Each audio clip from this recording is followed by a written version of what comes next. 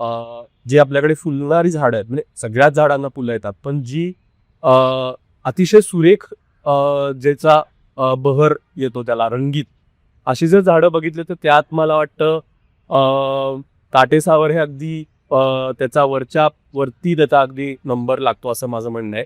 सगळीकडे काटेसावर ही झाडं दिसून येतात. त्यामुळे तसं बघितलं तर ते एक देशी झाडांमधलं एक सर्वत्र आढळणारं एक कॉमन झाड त्याला म्हणावं लागेल. म्हणजे मी स्वतः गिधाडांनी त्याच्यावर घरटी केली की बघितले.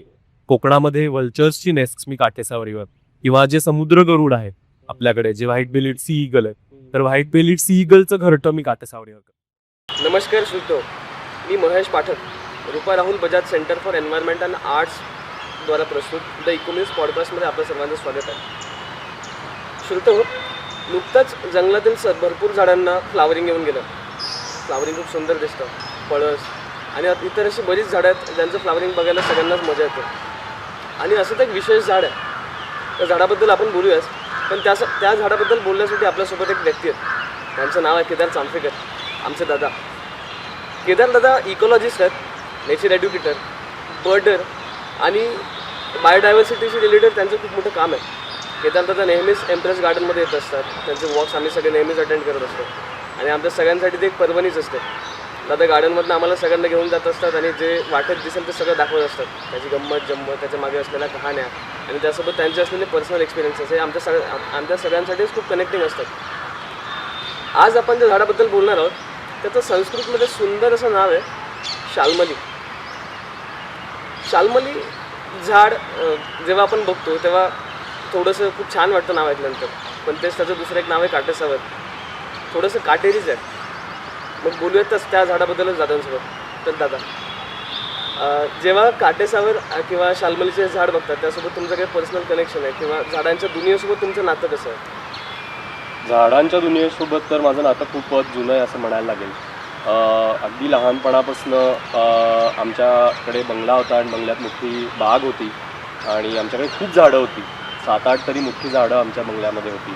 तर अगदी तेव्हापासून बागेत काम करताना आईबरोबर माझ्या खास करून झाडांची आवड तेव्हाच माझी निर्माण झालेली आहे. आणि काटेसावर हे इतकं खास झाड आहे खरं तर माझ्यासाठी की आम्ही लहान असताना पुणे युनिव्हर्सिटीमध्ये खूप वेळा जायचो आणि विद्यापीठात खूप काटेसावरीची झाडं आहेत जुनी. तर त्यातलं एक खूप मोठं झाड आहे. मेन बिल्डिंगच्या बाजूला जे लॉन आहे, जी मोठी गार्डन आहे, त्या बागेतच मोठं एक खूप जुनं काटेसावरीचं झाड आहे. आणि मला आठवतं अगदी आम्ही लहान असताना सुद्धा तिथे गेलं की त्या झाडाखाली माझी आजी सतरंजी घालायची, आम्ही तिथे बसायचो, खेळायचो. आणि काटेसावरीचा जेव्हा कापूस तयार होतो आणि जो सगळीकडे उडतो तेव्हा मग आम्ही तो कापूस गोळा करून आणायचो आणि मग त्याच्या उश्या करायचो तयार. तर अशी खूपच छान आठवण माझी अगदी लहान असतानाची आहे काटेसावरीच्या झाडाबद्दल. तर खूपच सुंदर असं झाड आहे ते आणि मी अगदी लहान असल्यापासून ते झाडं बघतोय. आपण बायोडायव्हर्सिटी हा शब्द जेव्हा येतो त्याची व्याप्ती खूप मोठी आहे आणि काटेसावर हा त्याचाच एक पार्ट आहे. बट काटेसावर एवढ्या मोठा बायोडायव्हर्सिटीचा पार्ट असून सुद्धा त्याचं काही एक स्पेशल सिग्निफिकन्स आहे का किंवा काही विशेष महत्त्व आहे का? काटेसावरीचं खूपच महत्त्व आहे असं मी म्हणेन. एकतर भारतामध्ये जर आपण बघितलं जी आपल्याकडे फुलणारी झाडं आहेत, म्हणजे सगळ्याच झाडांना फुलं येतात, पण जी अतिशय सुरेख ज्याचा बहर येतो त्याला रंगीत, अशी जर झाडं बघितलं तर त्यात मला वाटतं काटेसावर हे अगदी त्याचा वरती त्याचा अगदी नंबर लागतो असं माझं म्हणणं आहे. म्हणजे पळस आपल्याला पटकन आठवतो.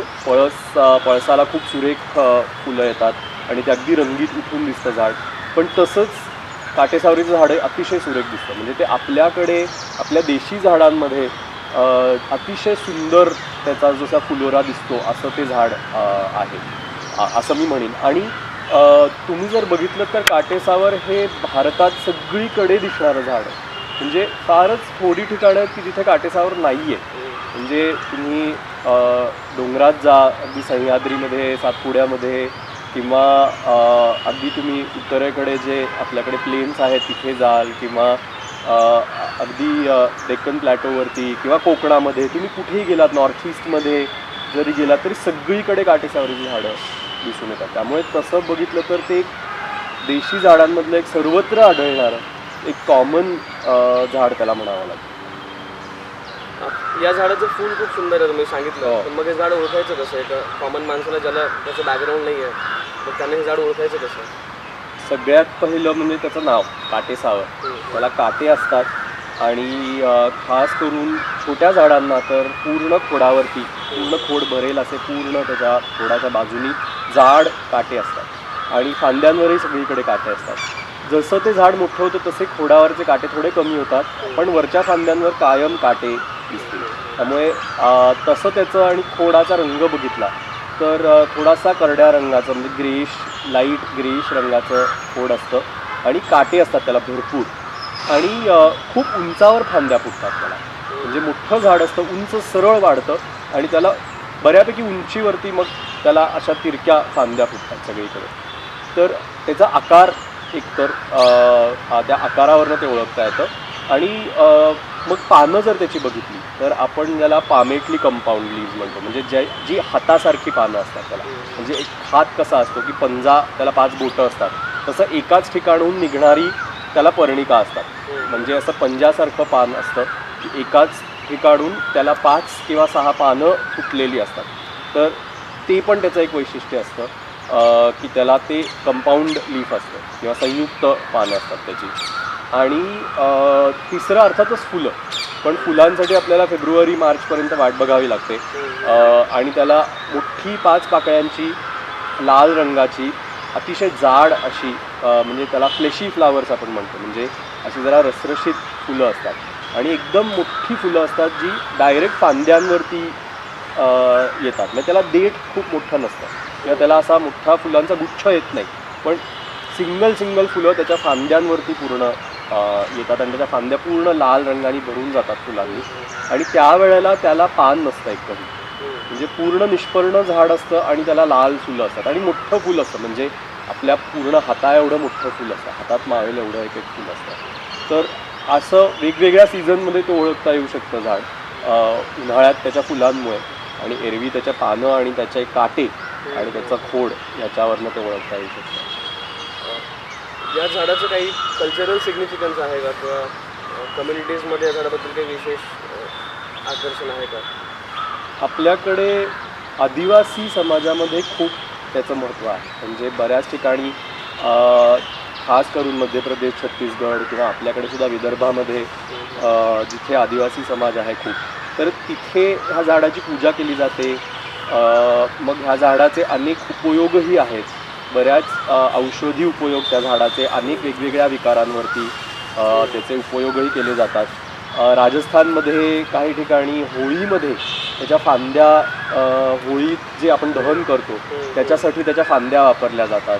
तर असे अनेक उपयोगही त्याचे आहेत. पण खास करून मी म्हणेन की आदिवासी समाजात ह्या झाडाची पूजा केली जाते आणि त्याला देव मानलं जातं किंवा त्याला खूप महत्त्वाचं झाड कल्पवृक्षासारखं त्याला मानलं जातं. अनेक त्याचे उपयोग असल्या जातात आणि खरंच त्याचे खूप उपयोग आहेत. म्हणजे औषधी उपयोग तर आहेच आहेत, पण खायलाही ते झाड वापरतात. म्हणजे त्याची कच्ची फळंही खाल्ली जातात आणि आदिवासी समाजामध्ये किंवा जंगलात किंवा जंगलाच्या आजूबाजूला राहणाऱ्या लोकांच्यात तर नक्कीच ती फळं खातात.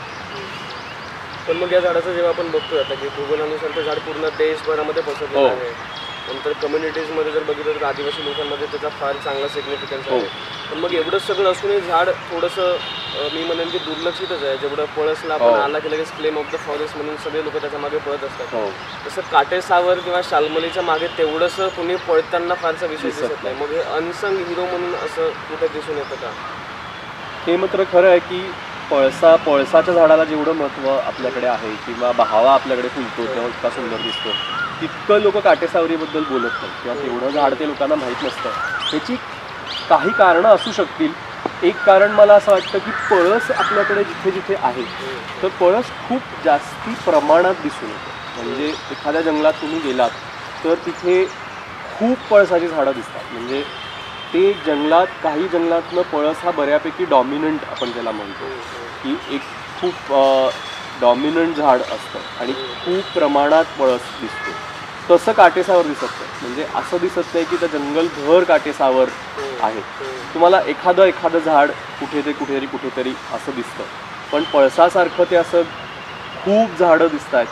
खास करून तू जर नॉर्थला गेला असता तुला हे लक्षात येईल, राजस्थानमध्ये किंवा मध्य प्रदेशमध्ये प्रचंड प्रमाणात पळस दिसतो. म्हणजे अगदी रस्त्याच्या कडेने जाताना सुद्धा सगळीकडे पळस फुललेला दिसतो. इतक्या प्रमाणात काटेसावर आढळत नाही. म्हणूनही एक कारण त्याचं असू शकतं की ते झाड कमी माहिती आहे लोकांना, कारण ते कमी डेन्सिटीने आपल्याकडे किंवा कमी फ्रिक्वेन्सीने आपल्याकडे ते दिसतं. हे एक कारण. दुसरं, पळसाच्या फुलांचा खूप उपयोग आहे आपल्याकडे. म्हणजे त्याचा रंग बनवतात आणि त्या रंगामुळे त्याचा खूप उपयोग आहे. म्हणजे त्याच्यात नुसताच होळीचा रंग असं नाही, पण कापड रंगवण्यासाठीचा रंग म्हणजे ज्याला डाय म्हणतो आपण, तर ते डाईज पण त्याच्यातनं पळसातनं बनवतात. त्यामुळेही पळसाला खूप त्याचं महत्त्व आलेलं आहे. आणि काटेसावर मला वाटतं, म्हणजे पळसही आपल्याकडे शहरातनं दिसत नाही, काटेसावरही शहरातनं त्या मानाने कमी दिसते. आपल्याकडे काटेरी झाडं न लावण्याचं पण एक हे आहे की अरे हे झाड काटेरी, हे नको लावायला, असं म्हणून लोक बागांच्यातनं किंवा रस्त्याच्या कडेला आपल्या घरातल्या बागेत ही झाडं लावत नाही, काटेरी झाडं लावत नाहीत. कारण त्यांना वाटतं की अरे काटे त्याचे आपल्याला काटे बोचतील, त्याच्या फांद्या काटेरी पडल्या खाली तर ते आपल्याला म्हणून ही झाडं मुद्दामून लावली जातात. गावांच्यातनं जंगलातनं दिसतात, पण शहरात अजिबात दिसत नाहीत. अगदीच जी जुनी झाडं काही ठिकाणी आहेत तेवढीच आहेत. म्हणजे आजच्या ॲस्थेटिक्सच्या डेफिनेशनमध्ये हे झाड बसत. हो, अगदीच असं आपण म्हणू शकतो की आजच्या ॲस्थेटिक्समध्ये कदाचित ते झाड नाही बसत. काटेरी झाडं ही सिलेक्ट केली जात नाहीत लँडस्केपिंगमध्ये. आपण तरीसुद्धा जेव्हा आपण आत्ताच बोललो की ट्रायबल कम्युनिटीज जे आहेत त्यांच्यासाठी ते एक निसर्गाची पूजा, देव म्हणूनच ते झाडाची पूजा करतात. पण मग हा पूजाभाव कसा की शहरातल्या लोकांना ते ॲस्थेटिकली प्लीजिंग नाही आहे, बट त्या लोकांसाठी ते खूप जास्त उपयोगाचं आहे. कारण शहरात आपण आता खूप लांब गेलो आहे ना निसर्गापासून. आपण डायरेक्ट उपयोग काहीच करून घेत नाही निसर्गाचा. म्हणजे आपण फक्त एक ब्युटिफिकेशन ह्या दृष्टीने झाडांकडे शहरामध्ये बघतो. कारण आपण आपलं सगळंच दूरवरून येतं, आपलं अन्नही बाहेरून दूरवरून येतं, आपलं औषधंही फॅक्टरीतनंच येतात. आपण कसलाच उपयोग करून घेत नाही. म्हणजे आपल्या कदाचित फक्त बाल्कनीतल्या कढीपत्त्याच्या पलीकडे काही आपण कशाचा उपयोग शहरामध्ये कुठल्या झाडांचा करून घेतच नाही. त्यामुळे आपल्याला हे माहितीच नाही आहे. म्हणजे शहरातल्या लोकांना ह्याचे औषधी उपयोगच माहीत नाही. गावातली लोक किंवा गावातलीही नाही, मी म्हणेन फक्त म्हणजे जंगलात राहणाऱ्याच जे कम्युनिटीज आहेत, म्हणजे आदिवासी लोकच ह्याचा फक्त उपयोग करून घेतात. कारण ती मॉडर्न ज्या सुखसोयी त्याच्यापासून लांब असतात आणि त्यामुळे त्यांनी ह्या ट्रॅडिशन्स आणि ते जे ज्ञान आहे ते जपून ठेवलेलं आहे की त्याचे काय उपयोग आहेत, त्याचे विविध औषधी उपयोग आहेत, त्याचे खाण्यासाठी उपयोग आहे, त्याचं लाकूड जाळण्यासाठी वापरतात, त्याचा लाकूड बाकी अवजारं, शेतीतली अवजारं किंवा बाकी गोष्टी बनवण्यासाठी वापरतात. हे आपल्याला शहरात काहीच माहीत नाही, कारण आपण ते काहीच वापरून घेत नाही. आपण कुठल्याच झाडाचा काहीच वापर करत नाही.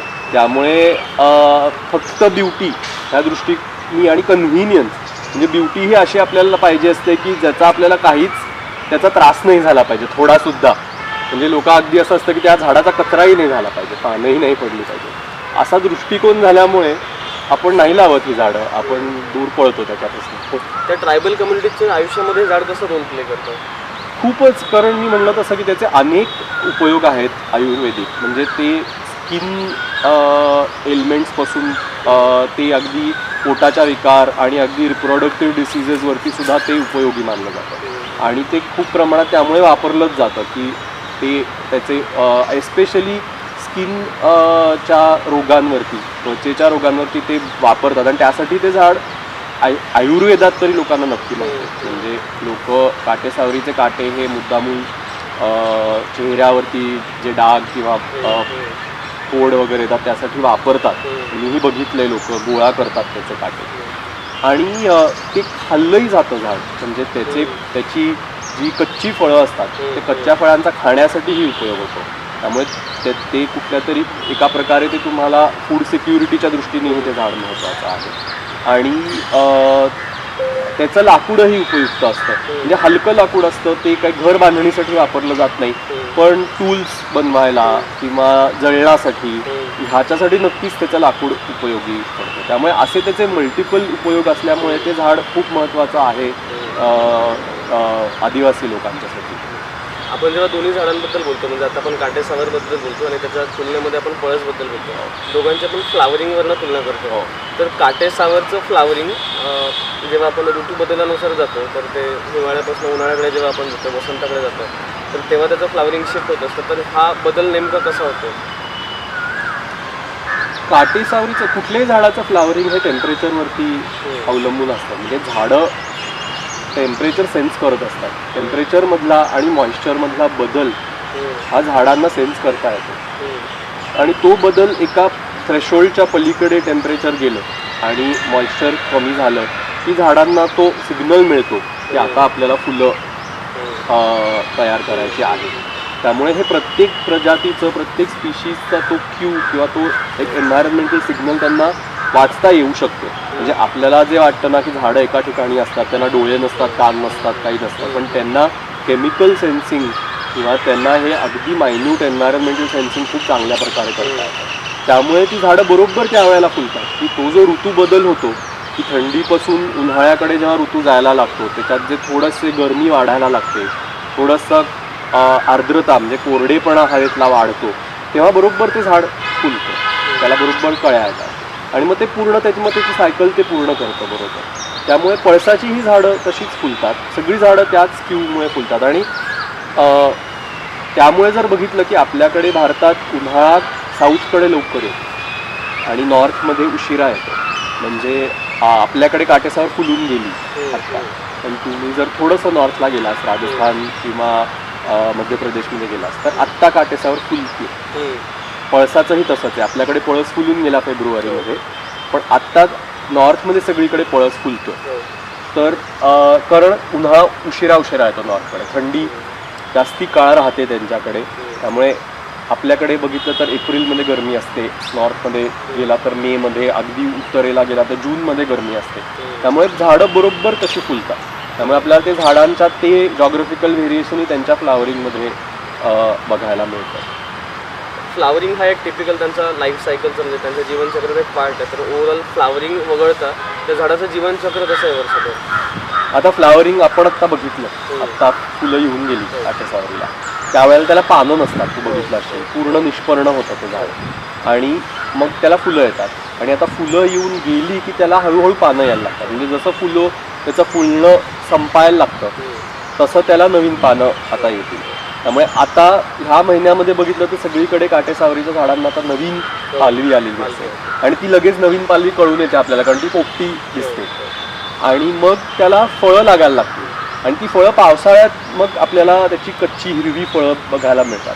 पावसाळ्यात बऱ्याच ठिकाणी त्याला दोडे पण म्हणतात, आपल्याकडे त्याला सह्याद्रीत सुद्धा त्याला दोडे म्हणतात. तर ते दोडे बघायला मिळतात मग काटेसावरीचे हिरवे आणि त्यावेळेला ते खातात.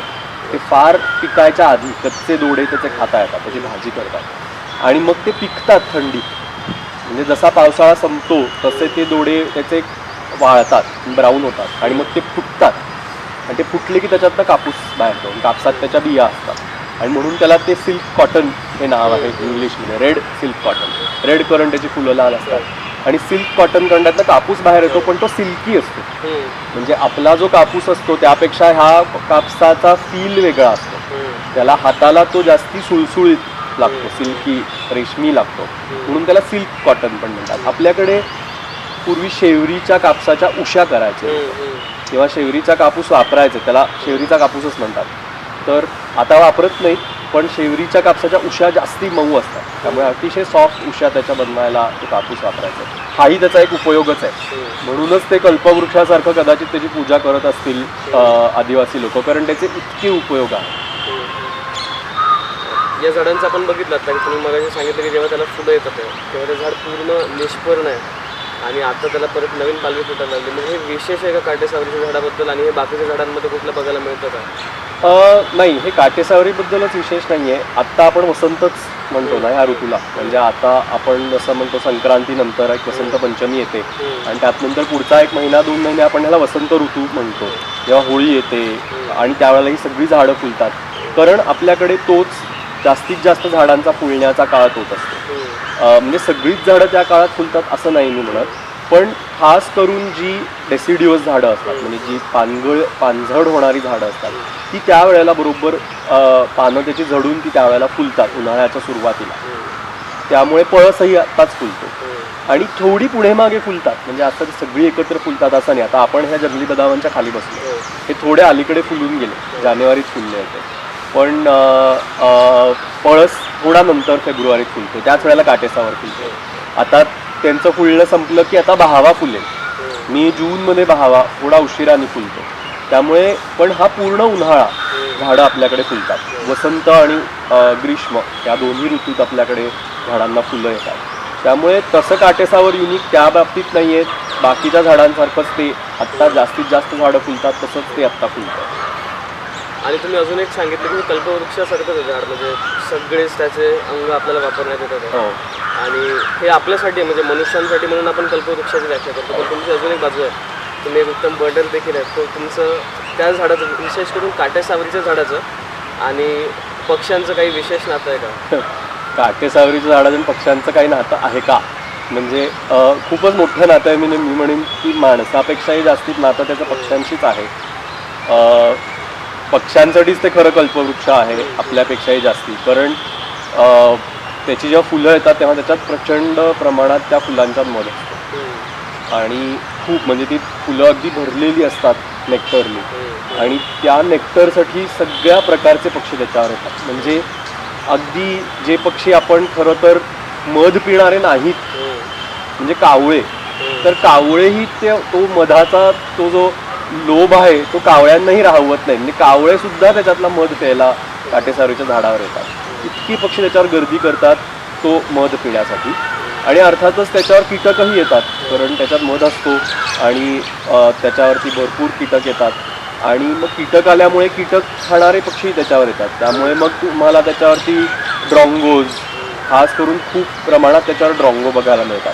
म्हणजे आपल्याकडे आता इथे 2च ॲशिड ड्रॉंगो, ब्लॅक ड्रॉंगो येतात त्याच्यावर, पण रॅकेट टेल ड्रॉंगोज, बाकी हेअर क्रेस्टेड ड्रॉंगोज हे जे बाकीच्या ड्रॉंगोच्या प्रजाती आहेत त्याही खूप प्रमाणात त्याच्यावरती येतात. किडे खायलाही येतात त्याच्यावरती. त्यामुळे पक्ष्यांसाठी तर ती एक काय म्हणूया आपण, तो एक उत्सवच असतो वर्षातनं एकदा. म्हणजे दिवाळीच असते ती त्यांची, की त्यावेळेला काटेसावर फुलतं तेव्हा त्याच्यावर प्रचंड प्रमाणात पक्षी मध प्यायला आणि त्याच्यावर येणारे कीटक खायला त्याच्यावरती येतात. आणि बर्ड वॉचर्ससाठीही ती पर्वणीच असते, कारण कुठे जावं लागत नाही. सकाळी पहाटे काटेसावरीच्या झाडासमोर येऊन बसलं की त्याच्यावरती तुम्हाला पुढचे 2-3 तास भरपूर पक्षी बघायला मिळतात. आणि मला आठवतं आपण जेव्हा वॉकमध्ये गेलो तेव्हा पॅराकिट्स पण भरपूर होते. हो. स्टारलिंग्स पण भरपूर हो होते. हो. आणि स्क्विरल्ससाठी पण ते भरपूर खाण्यासाठी होतं. हो, स्क्विरल्ससाठी पण इन्सेक्ट जर सोडले आणि तर बाकी स्क्विरल्स पण त्याच्यासाठी भरपूर होतं. खारी तर येतातच त्याच्यावरती, पण माकडंही येतात आणि जेव्हा नवीन पालवी फुटते तेव्हा पण माकडं येतात. कारण माकडांना म्हणजे वानरं खास करून लंगूर, वानरांना नवीन पालवी खायला आवडते झाडाची. त्यामुळे नवीन पालवी फुटायला लागली की ती काटेसावरीवर येतात किंवा वानरही त्याच्यातला मध पितात. खारीही येतात मध प्यायला, कारण मध आपण बघतो तसं प्युअर एनर्जी आहे, ग्लुकोज, आणि त्यामुळे सगळे प्राणी त्याच्याकडे अट्रॅक्ट होतात. आणि खूप पक्षी म्हणजे आपण इथे बघितलं की जे स्थलांतरित पक्षी आपल्याकडे येतात मायग्रेटरी, म्हणजे रोजी स्टारलिंग्स आहेत, तर त्यांच्यासाठी झाडं ही खूप महत्त्वाचं आहे. म्हणजे त्यावेळेला जेव्हा ते इथे मायग्रेट करून येतात तेव्हा त्यांना खूप अन्न त्या झाडामुळे त्यांना खूप इथे खायला मिळतं आणि त्याच्यावरती त्यांना काय त्याला म्हणतात की खूप मोठा त्यांचा एक फूड सोर्स तो आहे. आणि पोपट जर बघितलं तर पोपट चक्क फुलं खातात, म्हणजे त्यातले जे मधले त्याचे पराग असतात ते चक्क काढून ते पोपट खातात. त्यामुळे पोपट तर फूल खातातही, म्हणजे नुसतं मध पितात असं नाही, खारी पण खातात. त्या फुलाचा गाभा जो असतो तो चावून खातात त्या. बर्डसाठी हे पॅराडाईज आहे, पण मग जेव्हा फ्लावरिंग नसते आणि त्याच्यानंतर याचं इंटरॅक्शन कसं आहे, म्हणजे बर्ड्स असतील, इन्सेक्ट असतील, त्या झाडांसोबत वर्षभर त्या झाडाचं इंटरॅक्शन कसं आहे? वर्षभर इंटरॅक्शन आहे, पण फुलतं ते झाड तेव्हा मॅक्सिमम पक्षी त्याच्यावरती बघायला मिळतात. आणि त्यावेळेलाच बर्ड वॉचिंग सगळ्यात चांगलं होतं, कारण तेव्हा झाडाला पानंही नसतात, त्यामुळे नुसती फुलं असतात. त्यामुळे झाडाची व्हिजिबिलिटी पण खूप चांगली असते. नंतर पण पक्षी त्याच्यावर येतात, पण कमी प्रमाणामध्ये. पण ते खूप मोठं झाड असल्यामुळे त्याच्या गर्दत त्याला काय म्हणतात, म्हणजे त्याला खूप त्याला गर्द त्याची कॅनपी खूप डेन्स असल्यामुळे त्याला खूप पानं येत असल्यामुळे जर पक्षी त्याच्यावर वर्षभर येतात, त्यांना त्याच्यावर शेल्टर मिळतं, ते त्याच्यावर रुस्टिंगला येतात किंवा त्याच्या फांद्याही मोठ्या मोठ्या असतात, त्याच्यावरती नेस्टिंगही पक्षी करतात. म्हणजे खास करून मोठ्या पक्ष्यांना ते घरटी करायला खूप चांगलं झाड आहे. एकतर ते खूप उंच वाढतं आणि त्याला ब्रॉड मोठ्या फांद्या फुटतात त्याच्या सेंट्रल ट्रंकपासून.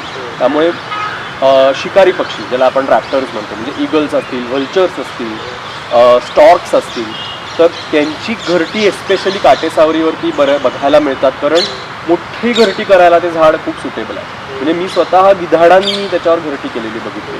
कोकणामध्ये व्हल्चर्सची नेस्ट मी काटेसावरीवर, किंवा जे समुद्र गरुड आहेत आपल्याकडे, जे व्हाईट बेलिड सी ईगल आहे, तर व्हाईट बेलिड सी ईगलचं घरटं मी काटेसावरीवर बघितलं. तर ते झाड त्या दृष्टीनेही मोठ्या पक्ष्यांसाठी खूप उपयोगाचं आहे. व्हल्चरसारख्या एंडेंजर्ड स्पेशीजसाठी सुद्धा हे झाड एवढं महत्त्वाचं आहे. आणि बाकीचे सुद्धा जो फौना आहे, बर्ड्स असतील, इन्सेक्ट्स असतील, सगळे त्याच्यासोबत इंटरॅक्ट करतात आणि इकोसिस्टीममध्ये सुद्धा ते झाड त्याचं स्वतःचा रोल प्ले करतात. बट आपण मनुष्य म्हणून आपल्याला कुठेतरी स्वार्थीपणा असतो की ते काय सर्व्हिसेस मला प्रोव्हाइड करतात. तर मग असं असताना या झाडाचं आपल्याला फारसं तेवढं काही प्रॉमिनन्स दिसून येत नाही किंवा आपण इकॉनॉमिकली त्याला काही तेवढं व्हॅल्युएबल समजत नाही. आपण जसं सांगितलं की ट्रायबल कम्युनिटीजमध्येच मोस्टली त्याला पुजलं जातं आणि तेवढंसं आपण बाकीच्या डोमेन्समध्ये त्या झाडाकडे बघत नाही. मग याच्याकडे तुम्ही कसं बघताय? मी म्हणलं तसं की आपण इतके लांब गेलो आहे निसर्गापासूनच की आपल्याला त्याची व्हॅल्यूच लक्षात येत नाही आणि आपण सगळं बाजारातनं आणतो. आपण निसर्गातनं असं जाऊन काहीच आणत नाही.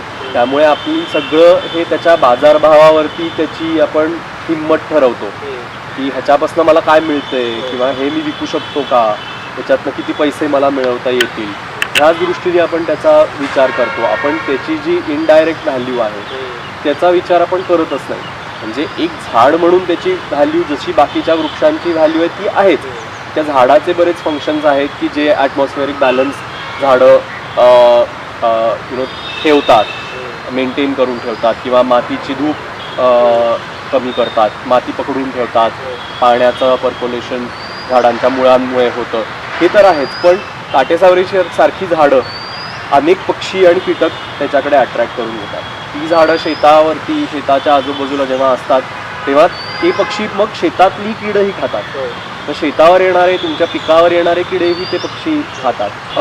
तर एकतर हा उपयोग त्याचा आहेच आहे की त्याच्याकडे कीटक आणि पक्षी अट्रॅक्ट होतात आणि ते तुमच्या शेतातलीही कीड खातात.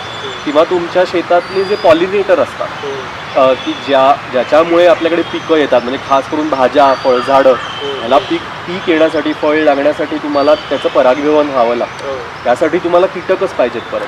पण तुमचं पीक जेव्हा शेतात नसतं त्यावेळेला हे कीटक कुठे जातील? त्यावेळेला ही झाडंच त्याला सपोर्ट करतात. त्यावेळेला काटेसावरीसारखी झाडं फुलतात तेव्हा त्या कीटकांना तिथे काहीतरी अन्न मिळतं, सपोर्ट मिळतो. त्यामुळे हे झाड असणं फार महत्त्वाचं आहे आणि त्याचा परिणाम आपल्याला कळणार नाही की झाडं नष्ट होईपर्यंत. पण तशी वेळ येऊ नये की ते झाड नष्ट झाले आता आणि त्याचा आता दुष्परिणाम आपल्याला बघायला मिळतोय. तर ह्याचे उपयोग तर अनेक आहेत आणि औषधी उपयोग तर मी म्हणलं आहेतच. पण त्या प्रत्येकाला पैशात तोलायचं का, हा एक खूप महत्त्वाचा मुद्दा आहे. म्हणजे तुम्ही कसं तोलणार त्याला पैशामध्ये? पॉलिनेशन ह्या सर्व्हिसला तुम्ही त्याची किंमत कशी लावणार? म्हणजे खरं तर त्याची मी म्हणेन हजारो, लाखो, कोट्यावधी रुपयांची त्याची किंमत आहे. कारण तुम्ही पॉलिनेशनच झालं नाही तर आपलं 60% पीकच बाजारात येणार नाही, खायलाच मिळणार नाही आपल्याला. त्यामुळे तसं म्हणलं तर त्याची किंमत खूप आहे. पण ती बाजारभावातच आपल्याला तोलायला पाहिजे का? म्हणजे ती वेळ यायला पाहिजे का आपल्यावरती, का आपल्याला कळणार आहे त्याच्या आधीच या झाडांची किंमत काय आहे? याच्यामध्ये जो छोटा प्रश्न होता, जसं तुम्ही सांगितलं की मायग्रेटरी बर्ड्स खूप जास्त येतात. जसं की रोजी स्टार्लिंग आपल्या एम्परर गार्डनमध्ये येतो, तर तो काटेसावर फुलतानाच येतो. मग कदाचित एखाद्या वर्षी जर काटेसावर फुललीच नाही तर मग रोजी स्टार्लिंगचं काय होईल? अगदीच असं होऊच शकतं की फूड सोर्स जर नाही मिळाला तर पक्षी मग दुसरीकडे निघून जाऊ शकतात आणि निघून जातातही. म्हणजे जर काटेसावरीची झाडं कमी झाली किंवा बाकीची फुलणारी झाडं, त्यावेळेला जी झाडं फुलतात ती कमी झाली तर एकंदरीतच त्यांचं अन्न कमी होतं. म्हणजे कीटकही कमी होतात, त्यातनं मिळणारा जो त्यांना मध असतो तेही कमी होतं. तर मग ती येणार नाही. मग ते दुसरीकडे त्यांना कुठे जर मिळालं अन्नाचा स्रोत तर ते तिकडे निघून जाते. आणि असं होतं की जंगलतोड झाली, झाडं कमी झाली तर स्थलांतरित पक्षी येत नाहीत किंवा दुसरीकडे निघून जातात किंवा कमी प्रमाणात येतात. आणि जगभरातच आत्ता पक्ष्यांची संख्या ओव्हरऑलच कमी होते. म्हणजे बऱ्याच सर्व्हेजमधनंही हे दिसून येत आहे की पक्षी हळूहळू कमी होतात, त्यांची पॉप्युलेशन्स कमी होतात. त्याचं एक कारण हेही आहे की इन्सेक्ट्स पॉप्युलेशन पण कमी होतात. पण झाडंही कुठेतरी कमी होत आहेत, जंगलही कमी होत आहे, हॅबिटॅटही कमी होत आहे. त्यामुळे तो सगळाच डिक्लाईन आपल्याला दिसून येतो आहे आणि नक्कीच त्याचा मायग्रेटरी बर्ड्सवर परिणाम 100% होईल. याच्यामध्येच आपण बघतो एवढं त्याचा जास्त इम्पॉर्टन्स आहे. पण मग एखाद्या दिवशी जर अचानक हे झाडच जर नष्ट झालं किंवा त्याचं अस्तित्व संपुष्टात आलं तर काय होतं तुम्हाला काय विशेष करून काटेसावरीचे बघतो. हो, असं प्रेडिक्ट करणं खूप अवघड आहे की नक्की काय होईल, पण डेफिनेटली काहीतरी होईल. कारण प्रत्येक झाड किंवा प्रत्येक प्रजाती ही त्या इकोसिस्टीममध्ये एक लिंक असते महत्त्वाची आणि आपल्याला सांगता येत नाही की ती काढून टाकली तर काय त्याचा परिणाम होऊ शकेल. म्हणजे काही वेळेला त्याचा एक कास्केड इफेक्ट आपण त्याला म्हणतो इकॉलॉजीमध्ये, की त्याचा कास्केडिंग इफेक्ट होऊ शकतो की एक तुम्ही त्याच्यातला लिंक काढलीत तर सगळं पुढचं कोलॅप्स हळूहळू होतं. तर काय माहिती, काटेसावर काढली तर कदाचित पक्ष्यांची कीटकांची संख्या कमी होऊ शकते. तसं झालं तर कदाचित, किंवा पक्षी कमी झाले तर कीटक जे हार्मफुल जे कीटक आहेत ते कदाचित वाढूही शकतात. त्यांनी कदाचित जंगलातही, कारण कीड पडते, जशी शेतात कीड पडते तशी जंगलातही कीड पडते. मग ती कीड जी पडते ते खाणारे पक्षी कदाचित कमी झाले तर जंगलही डिस्ट्रॉय होऊ शकते. त्यामुळे अवघड आहे सांगणं काय होईल, पण त्याचा परिणाम नक्की काहीतरी होईल. त्या इकोसिस्टमच्या पूर्ण ज्या चेन आहे किंवा जी फूड चेन आहे, ते वेब आहे, त्याच्यात त्याचा कास्केडिंग इफेक्ट नक्की होऊ शकतो आणि त्याचा आपण विचार करायला पाहिजे किंवा त्याच्यावर रिसर्च करायला पाहिजे जास्त, की त्या झाडाचं काय काय लिंकेजेस आहेत. म्हणजे काटेसावरीच्या एका स्पीशीजशी काय काय बाकी लिंक आहे जंगलामध्ये एखाद्या इकोसिस्टीममध्ये, आणि मग ती लिंकेजेस तुटली तर काय होऊ शकेल पुढे, त्याच्यावरती आणखीन रिसर्चही होणं गरजेचं आहे. मग हे झाड एवढं महत्त्वाचं आहे आणि एक सामान्य व्यक्ती म्हणून जेव्हा मी हे सगळं ऐकतोय तर कुठेतरी मग आपल्याला संवर्धनाची भावना येते की नाही हे वाढवायला पाहिजे. तर एक सामान्य व्यक्ती म्हणून मी काय करू शकतो हे झाड वाचवण्यासाठी? पहिलं म्हणजे त्या झाडाबद्दल अजून लोकांना सांगणं आणि ते झाड जाऊन बघणं आणि कुठे ते झाड आहे ते माहिती असणं. संवर्धन हे आहे ते टिकवण्यापासून सुरू होतं. की आता पुण्यात बऱ्याच काही ठिकाणी आहेत काटेसावरीची झाडं, आपल्याकडे आहे, युनिव्हर्सिटीत आहेत. तर ती कुठे आहेत ती बघणं, त्याचं संवर्धन करणं, ती कोणी कापत नाही आहे ना, त्याच्यावरती काही संकट येत नाही हे बघणं. आणि दुसरं म्हणजे आपले नेचर क्लब असतात किंवा आपल्या कंपनी, जर तुम्ही एखाद्या असाल तर आपल्याकडे कॉर्पोरेट प्लांटेशन ड्राईव्ह पण असतात. म्हणजे आता जूनमध्ये एन्व्हायरमेंट डे आला किंवा फॉरेस्ट्री डे आला की सगळ्या कॉर्पोरेट्सना आठवतं की आता आपण झाडं लावायला पाहिजे. पण झाडं लावायला पाहिजेत बरोबर आहे, पण कुठली झाडं लावायला पाहिजे हे खूप महत्त्वाचं आहे त्याच्यामध्ये. तर तिथे काटेसावर आणि त्यासारखी जी स्थानिक नेटिव्ह महत्त्वाची जी झाडं आहेत तर ती झाडं सिलेक्ट करणंही खूप महत्त्वाचं आहे. तर मग तिथे आपण म्हणू शकतो जाऊन की अरे नाही, ती झाडं आपण लावली पाहिजे, ह्याची रोपं आपण मिळवली पाहिजे किंवा तयार केली पाहिजे. किंवा तुमच्याकडे जर फार्म हाऊस असेल, तुमचं शेत आहे, तर तिथे तुम्ही हे झाड नक्की लावायला पाहिजे. त्याचा तुमच्या शेतालाही फायदा नक्की होऊ शकतो. त्याची रोपंही तुम्ही तयार करू शकता. म्हणजे काटेसावरीच्या झाडाच्या बिया गोळा करून त्या पेरणं, त्याची रोपं तयार करणं आणि ती लोकांना देणं, की ही रोपं तुम्ही लावा. म्हणजे जंगलात लावा, टेकडीवर जाता तेव्हा तिथे लावा, तुमच्या शेतात लावा. कोणाचं फार्म हाऊस असेल तर त्यांना ती वाटा. तुमच्या कंपनीच्या किंवा तुमच्या सोसायटीच्या काय प्लांटेशन ड्राईव्ह असतील तर तिथे लावा. तर हेही आपण करू शकतो. हे झाड आपण बघितलं की आपल्या एम्प्रेस गार्डनमध्ये देखील हे झाड आहे. तर एम्प्रेस गार्डनमधल्या काटेसावरीसोबत काही गमती आहेत का? एम्प्रेस गार्डनमधल्या काटेसावरीमुळेच आपले सगळे समरचे बर्ड वॉक्स होतात खरं तर, आयडियाली सांगायचं तर. कारण त्यावेळेला म्हणजे मला चिंताच नसते की आता पक्षी कुठे दाखवायचे. काटेसावरीपाशी घेऊन जायचं की तिथे एक अर्धा तास निवांत जातो. त्याच्यावरती खूप पक्षी दिसतात त्यावेळेला. अर्थात तो टाईम पिरियड एक छोटासा असतो, महिन्याभरच असतो की जेव्हा फुलं येतात, पण खूप पक्षी तेव्हा त्याच्यावरती दिसतात. आणि काही पक्षी दुसरीकडे कुठे दिसत नाहीत, ते तिथेच दिसतात. एक तर रोझी स्टार्लिंग त्याच्यावरती दिसतात, त्या बाकी एम्प्रेस गार्डनमध्ये कुठे दिसत नाही. काटेसावर फुलली की त्याच्यावर येतात. आणि दुसरं म्हणजे चेस्टनट टेल स्टार्लिंग येतात आणि चेस्टनट टेल स्टार्लिंग पण त्यावेळेला तिथेच दिसतात. बाकी एम्प्रेस गार्डनमध्ये फारशा दिसत नाहीत, पण तेव्हा त्याच्यावर थव्याच्या थवे चेस्टनट टेल स्टार्लिंगच्या दिसतात. त्यामुळे हे 2 स्पीशीज तर डेफिनेटली तिथेच दाखवता येऊ शकतात. त्यामुळे ते एक महत्त्व त्या झाडाचं आहे. आणि दुसरं म्हणजे मी म्हणलं तसं तेव्हा व्हिजिबिलिटी इतकी असते ना की ते फुललेलं असतं, त्याच्यावर खूप पक्षी आलेले असतात, त्याला पानं नसतात, त्यामुळे सहज पक्षी दिसतात. त्यामुळे बाकीचे पक्षी जे अदरवाईज एरवी जे शाय आहेत, जे पटकन दिसून येत नाहीत, म्हणजे ओरिओल्स, गोल्डन ओरिओल्स किंवा प्लमेडेड पॅराकिट्स, जे एरवी पटकन दिसत नाहीत कारण ते झाडात पानात लपलेले असतात, ते तिथे पटकन नजरेस पडतात. त्यामुळे आपल्याकडे जेव्हा ते एम्प्रेसमध्ये झाड फुलतं तेव्हा बर्ड वॉचिंगला ते खूपच तेव्हा छान नीट पक्षी बघता येतात. आणि लोकांनाही त्यामुळे खूप त्याच्यात इंटरेस्ट निर्माण होतो, कारण लोकांना इतके पक्षी एका वेळेला एका झाडावर असे कुठे बघायला मिळत नाही. त्यामुळे जी पार्टिसिपंट येतात त्यांनाही खूप मजा येते. आणि काटेसावरीच्या झाडाला जर 3 शब्दांमध्ये व्यक्त करायचं असेल तर कसं? 3 शब्दांमध्ये एकतर मी म्हणीन भव्य, कारण ते भव्य असतं झाड, उंच मोठं असं झाड असतं. दुसरं म्हणजे सुंदर पण असतं. म्हणजे माझ्या दृष्टीने ते आपल्याकडे असलेल्या काही अतिशय सुरेख झाडांपैकी एक झाड आहे. म्हणजे ते एरवी पण म्हणजे फुलतं तेव्हा तर असतं सुंदर, पण फुलत नसतानाही ते अतिशय छान सुंदर झाड असतं. आणि तिसरं मी म्हणीन म्हणजे थोडंसं ह्युमन अँगलनी आपण बघितलं तर उपयुक्त पण ते झाड असतं, की ते अतिशय उपयोगी झाड आहे. त्याचे अनेक उपयोग आहेत, इनडायरेक्ट पण. म्हणजे डायरेक्ट नाही मी म्हणत आहे की काहीतरी त्याचं काढून आणलं तोडून आणलं असं नाही, तर इनडायरेक्टही त्याचे खूप उपयोग आहेत. आणि माणसालाच नाही तर निसर्गातही ते खूप उपयुक्त झाड आहे, कारण त्या इकोसिस्टीमलाही त्याचे खूप उपयोग, त्या झाडाचे खूप उपयोग आणि महत्त्व आहे.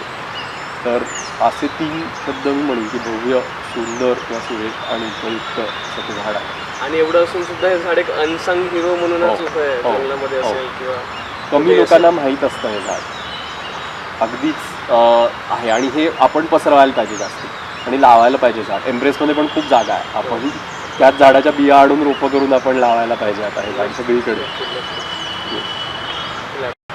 कल्पवृक्ष असलेलं हे काटेसावरीचं झाड सगळ्यांनाच मदत देत चाललं आहे, स्वतःसाठी काहीही विचार न करता.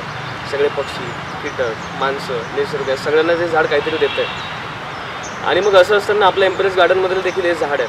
तुम्ही नक्कीच जेव्हाही फ्लावरिंग असेल बर्ड वॉकसाठी आवर्जून RRBCAला भेट द्या, या झाडासोबत जाणून घ्या. या झाडाच्या अजून बऱ्याचशा गमती आहेत ज्या आपण दादांसोबत जाणून घेऊ शकतो. तर नक्की तुम्ही RRBCAला आणि एम्प्रेस गार्डनला भेट द्या. आता आजच्या पॉडकास्टमध्ये तुम्ही आलात, त्या वॉकपासनं सुरू झालेली काटेसावरीबद्दल अजून माहिती जाणून घेण्याची ओढ ती आजच्या पॉडकास्टमधनं कुठेतरी पूर्ण झाल्याचं वाटतं आहे. तुम्ही आलात त्याबद्दल तुमचं खरंच खूप खूप धन्यवाद.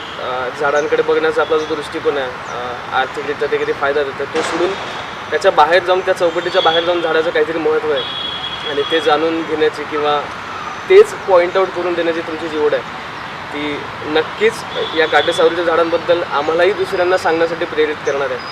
आणि RRBCAच्या या पूर्ण टीमकडनं तुमच्यासाठी खूप खूप धन्यवाद. अशाच रंजक आणि माहितीपूर्ण विषयांबद्दल माहिती करून घेण्यासाठी जोडून राहा द इकोम्यूज पॉडकास्ट सिरीजमध्ये. तोपर्यंत Rupa Rahul Bajaj centre for environment and arts या यूट्यूब चॅनलला सबस्क्राईब करून ठेवा. पुन्हा भेटूयात लवकरच नक्की. धन्यवाद.